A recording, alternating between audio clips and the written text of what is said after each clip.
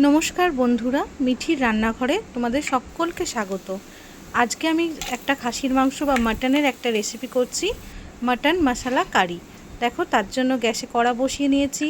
আমি গোটা গরম মশলা, প্রথমে সর্ষের তেল দিয়েছি আমি 100 গ্রামের একটু বেশি। তারপর গোটা গরম মশলা ফোড়ন দিয়ে নিয়েছি। নিয়ে আমি তোমার এক বাটি মতো, যে বাটি ওই বাটিতে পেঁয়াজ কুচানো ছিল, ওই কুচানো পেঁয়াজটা এর মধ্যে দিয়ে দিয়েছি।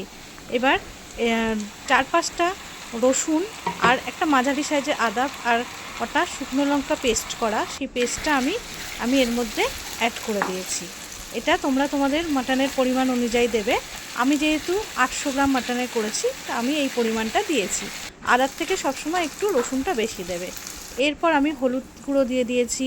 আমি এর মধ্যে জিরে গুঁড়ো দিয়ে দিলাম, ধনে গুঁড়ো দিয়ে দিলাম, সব 1 টেবিল চামচ করে আমি দিয়েছি। আমি কাশ্মীরি মির্চ দিয়ে দিয়েছি এর মধ্যে। দিয়ে ভালো করে মশলাগুলো এবার আমি কষিয়ে নিচ্ছি।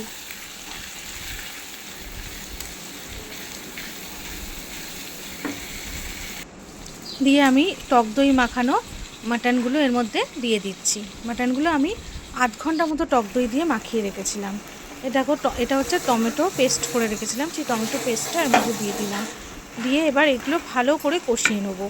মাটন তো জানো, যত কষাবে তত ভালো হবে। নুন পরিমাণ মতো দিয়ে দিচ্ছি। এই মাটন থেকে একটু জল ছেড়েছে দেখো। দিয়ে এটা ভালো করে যতক্ষণ না তেল বেরোচ্ছে কষিয়ে যেতে হবে। দেখো, তেল বেরিয়ে গেছে মাটন দিয়ে।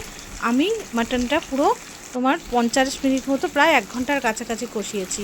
এবার আমি দেখো জল দিয়ে দিচ্ছি মাটনের মধ্যে, দিয়ে চাপা দিয়ে দিলাম খানিকক্ষণ। এবার 20 মিনিট মতো কুক করতে দেবো এটা আবার।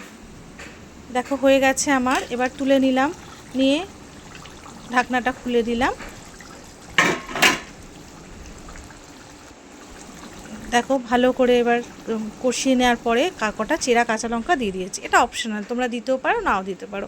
ঘরোয়া উপাদানে দেখো এটা বানিয়ে নিয়েছি আমি। দেখো কি সুন্দর